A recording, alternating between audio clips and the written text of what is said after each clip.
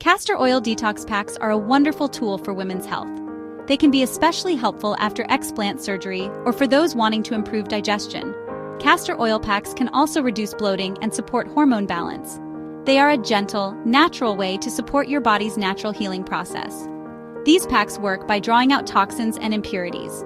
Castor oil has a unique ability to penetrate deeply into the skin. This deep penetration helps to stimulate circulation and lymphatic drainage. Let's gather everything you need for your castor oil detox pack.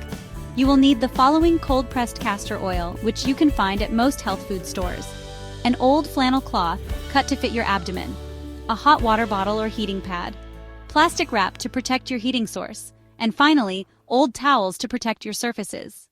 Now let's create your detox pack. First, fold the flannel cloth into a few layers. Then pour a generous amount of castor oil onto the cloth. Make sure it is saturated but not dripping. Lie down comfortably and place the castor oil-soaked cloth on your abdomen. You can cover the area with plastic wrap to protect your clothing and linens. Apply heat with the hot water bottle or heating pad for at least 30 minutes. Relax and allow the warmth to penetrate your abdomen.